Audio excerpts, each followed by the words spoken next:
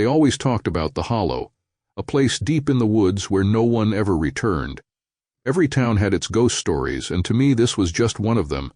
A tale spun by locals to scare kids, a myth to keep people away from some forgotten part of the forest. I wasn't one for superstition. I wasn't one for ghost stories either.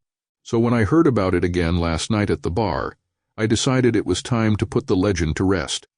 No one dared challenge me when I said I'd go out there. They gave me the usual warnings, tales of those who had gone before and never come back. But their words were just the hollow echoes of cowardice. They didn't know any better. But I did, and I was going to prove it. The morning came cold and gray, fitting for the task ahead. I packed a bag, just the essentials, took a map, and strapped on my headlamp. I wasn't going to make a big deal out of it. Just walk out there, take a look around, and come back. Easy. The first few hours of the hike were uneventful. The forest was like any other forest, quiet, dense, the smell of wet earth filling the air as I trudged deeper into the woods. Birds chirped, the wind rustled the leaves, and everything seemed as it should. But the deeper I went, the quieter it became. By noon, the forest had fallen into an eerie silence, as if every living thing had suddenly decided to leave me alone. It was around this time that I first noticed the change. The air, it felt heavier, thicker even. Every breath seemed to take more effort, as if the oxygen was being siphoned away from me. My skin prickled, but I pressed on. The sun, barely visible through the thick canopy above, began to dip lower, casting long shadows that made the forest seem even more alien. I could see no sign of the hollow yet, but the map showed I was close. Another half hour, and I would be standing in the middle of this so-called cursed place, proving once and for all that it was just a patch of woods like any other. But then the trees started to change. Their trunks, once normal and brown, became blackened, twisted as if scorched by some ancient fire. The bark was warped and gnarled, spiraling upwards like grotesque sculptures, each one worse than the last. The leaves had disappeared altogether, leaving only skeletal branches that reached out like claws. I stopped for a moment, scanning the map again. According to it, I was right at the edge of the hollow, but this didn't look like any natural clearing. The trees formed a perfect circle around an open space, their blackened trunks leaning inward as if bowing to something unseen. As I stepped into the clearing, a strange sensation rippled through me. The ground, it wasn't still. It pulsed as if it had a heartbeat. I felt it, deep beneath my boots, a slow and steady thump that matched my own pulse. The earth itself was alive. I laughed, a nervous hollow sound that didn't belong in this place. What is this? Some weird geological thing? I muttered under my breath, trying to convince myself there was an explanation. But no explanation came, only the oppressive silence. I looked up, and that's when I saw them, shadows, moving just at the edges of my vision. They slithered between the trees, creeping closer, but never revealing themselves. I turned my head sharply, trying to catch them in the beam of my headlamp, but there was nothing, just the empty darkness where I had been looking. But I could feel them. I kept walking, my breath growing shallower as the pulse beneath the ground quickened. It wasn't just the earth anymore. My own heartbeat had synced with the rhythm. The hollow. It wasn't just a place. I could feel it now, all around me, watching, waiting. A cold sweat broke out across my forehead as I stumbled forward, desperate to find some way out. The perfect circle of trees trapped me, their twisted branches forming a cage overhead. No matter how far I walked, I never seemed to reach the edge. It was as if the forest itself had turned into a labyrinth. Then the shadows began to close in. They were no longer at the periphery, but right beside me, slithering along the ground, curling around my legs like serpents. I tried to run, but the ground shifted beneath me, like I was running on the surface of a living, breathing thing. Every step sank into the earth, pulling me down as if it wanted to swallow me whole. My heart pounded in my chest, the rhythm of the hollow speeding up to match it. Panic surged through me as I realized there was no escape. This place, this living, breathing thing, it wasn't going to let me go. That's when I heard it. A voice, faint at first but growing louder, a whisper carried on the wind. Joe. I froze, it knew my name. Joe, come closer. I spun around, my headlamp cutting through the darkness, but there was no one there. Only the shadows, writhing and shifting just out of reach. The ground pulsed again, harder this time, and I stumbled. My legs felt weak, my body drained of energy. The whispers grew louder, more insistent. "Joe, you can't leave." I dropped to my knees, the weight of the air pressing down on me, crushing my chest. The heartbeat beneath the ground was deafening now, pounding in my ears, in my veins, in my skull. And then I saw it. In the center of the clearing, rising up from the earth like some ancient creature stirring from its slumber, a figure began to take shape. It was made of shadow and earth, its form shifting and writhing like the trees that surrounded it. Its eyes, black and endless, fixed on me. "You are ours now," it whispered, its voice low and guttural, like the growl of something ancient. I tried to scream, but no sound came out. The ground beneath me opened, and I felt myself being pulled down, the earth swallowing me inch by inch. The figure loomed over me, its face inches from mine. Welcome to the hollow. The last thing I felt was the earth closing over my head, the heartbeat fading as everything went black. And then I was gone.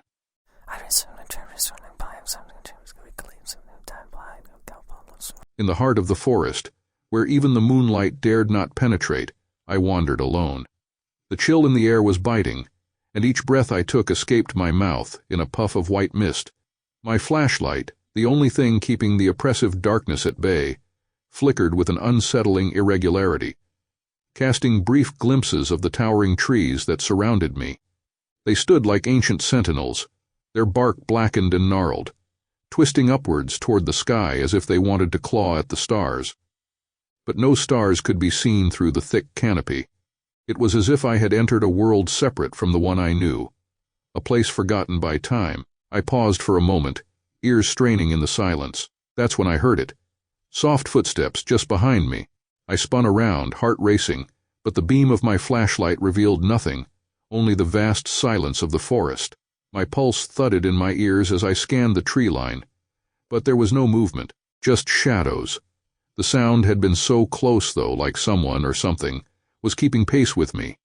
The thought of turning back crossed my mind. I wasn't lost, not yet, but every instinct screamed at me to retreat, to leave the forest behind, but my feet wouldn't move. I pressed on as if something invisible urged me forward, deeper into the dark. With each step, the trees seemed to move closer, their twisted branches stretching out like skeletal fingers. The ground beneath my feet grew uneven, roots snaking out from the earth like traps waiting to ensnare me. My flashlight flickered again, and my heart stuttered. Then I saw them. Two glowing eyes blinked out from the darkness. They were low to the ground, peering out from the underbrush. I froze, thinking it might be an animal, maybe a deer, or something less threatening. But the eyes didn't move. They didn't blink again. They only stared. I took a step back, and that's when another pair of eyes appeared. And another. Dozens of glowing eyes now encircled me, their silent gaze fixed on me from the darkness.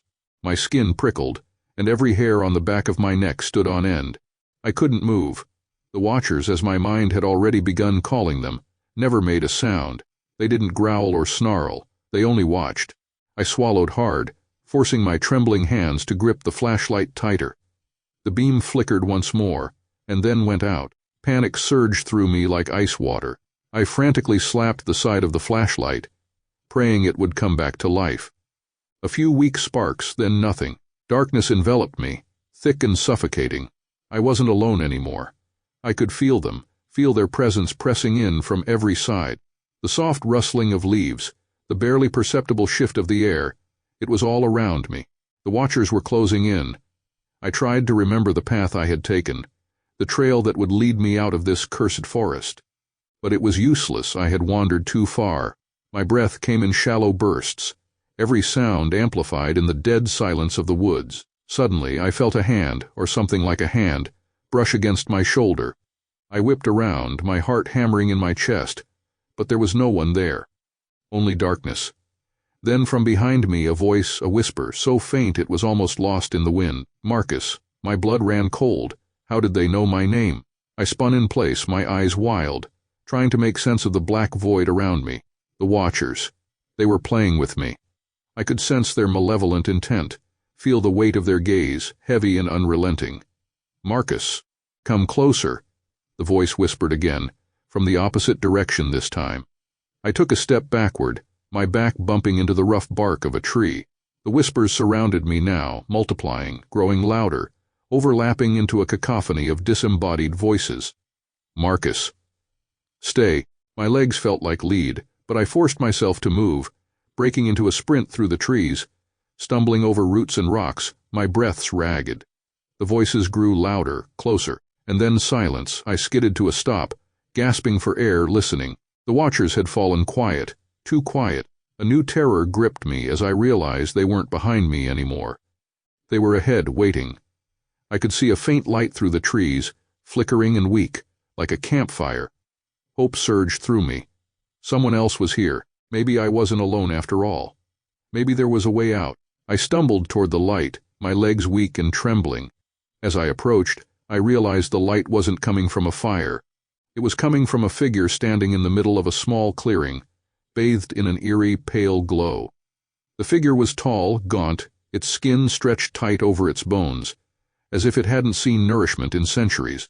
Its face was hidden in shadow, but I could feel its eyes on me, burning with a hunger that made my stomach twist. "Welcome," it rasped, its voice like dry leaves scraping across stone. I wanted to run, but my legs refused to obey. I stood frozen as the figure reached out a skeletal hand, its fingers impossibly long, curling toward me. "You've wandered too far," it said, a grim smile stretching across its face, revealing sharp, blackened teeth. "And now you'll stay." The watchers emerged from the trees, their glowing eyes fixed on me. They moved slowly, deliberately, their forms still cloaked in shadow. But now I could see their shapes more clearly, twisted, unnatural. I screamed, but the sound barely left my throat. The figure's hand was inches from my chest now, and as its icy fingers touched my skin, I felt a pull, as though it were draining the very life from my body. "Now, you belong to the forest," it whispered. I tried to pull away to fight, but my strength was gone. Darkness swallowed me whole. When I awoke, I was no longer Marcus. I was one of them, silent, watching, waiting for the next to wander too far.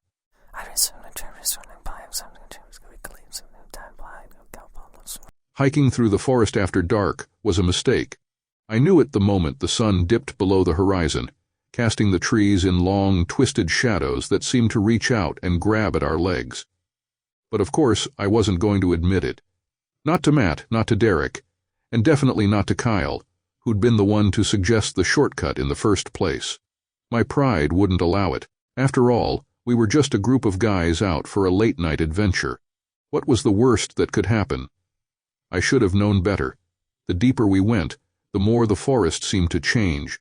The trees, once tall and majestic, began to loom like skeletal giants, their branches tangled in the inky sky, blotting out the stars. The usual forest sounds, crickets chirping, owls hooting, had vanished, replaced by an unnerving silence that settled over us like a suffocating blanket. Kyle was ahead, cracking jokes, but even his laughter felt strained, like he was forcing it to drown out the uneasy feeling creeping up his spine. We all felt it, the weight of the dark pressing down on us. Each footstep seemed louder than it should be, crunching on dead leaves, snapping brittle twigs. It was like walking through a place that didn't want us there. "Maybe we should head back," Derek finally muttered, breaking the silence. "No way," Kyle shot back, his voice a little too sharp. "We're almost through. I bet it's just a few more minutes." A few more minutes, I thought, glancing over my shoulder at the path we'd left behind. The way back was swallowed by the trees, indistinguishable from the rest of the forest. Even if we wanted to turn around, I wasn't sure we could find our way. Just then Matt, who had been walking quietly behind me, stopped. "Guys, look," he said, his voice barely above a whisper. We all turned to where he was pointing. Through the trees not far ahead was a faint flickering light. It was small, swaying gently in the distance, like a flame caught in a breeze. "Is that a lantern?" Kyle asked, his voice faltering. Relief washed over me. It wasn't just us out here. Someone else was nearby. Maybe a camper or some hiker who had gotten lost like we had. Either way, they could help us find the way out. "Hey," Kyle called, his voice breaking the tension as he waved his arm. "Over here." The lantern stopped swaying. For a moment, the light hovered in place, as if whoever was holding it had paused to listen. Then slowly it turned toward us. The movement was slow, deliberate, and chillingly silent. I squinted, trying to make out who was holding it, but the flickering light made it impossible to see clearly. Shadows danced across the figure's face, their features obscured by the dim glow. But as the figure stepped closer, the light revealed something that made my blood run cold. The figure wasn't right. Its face, it was pale, unnaturally so, almost sickly white and gaunt, as if the skin had been stretched too tight over the skull. But the eyes, those hollow black pits where eyes should have been, stared right at us. The figure didn't blink, didn't breathe, didn't move any closer. It just stood there, holding the lantern with one bony hand, its arm swaying ever so slightly in the wind. "What the hell is that?" Matt stammered, backing up a step. No one answered. We were frozen, our eyes locked on the figure, our minds trying to rationalize what we were seeing. Maybe it was a mask, a prank, someone messing with us. "Kyle, we should go," Derek whispered urgently, tugging on his sleeve. But Kyle didn't respond. None of us moved. We were all transfixed by the lantern-bearer, by those empty, staring sockets. Then the lantern light began to fade. Slowly it dimmed, as if being swallowed by the darkness surrounding us. "No, no, no, don't go out," I whispered under my breath, though I didn't know why. Some irrational part of me wanted to hold on to that light, even if it was attached to something terrifying. The fading light felt like it was dragging the life out of the forest, plunging everything into a suffocating, oppressive darkness. Derek was the first to break. He turned and bolted, sprinting back through the trees without a word. Matt followed, his footsteps frantic as he disappeared into the underbrush. Kyle hesitated for just a second before muttering a curse and running after them. But I couldn't move. My legs felt rooted to the ground, as if the earth itself had claimed me. The lantern-bearer didn't follow them. Its gaze, those empty, black sockets, remained locked on me, and I couldn't tear myself away. I wanted to scream, to shout for my friends, but no sound came out. My throat was dry, my voice trapped in my chest. The light was almost gone now, the lantern barely more than a faint glow. The forest around me seemed to stretch, the shadows deepening, closing in from all sides. And then the light went out. Everything went dark. The silence that followed was absolute, as if the entire forest had ceased to exist.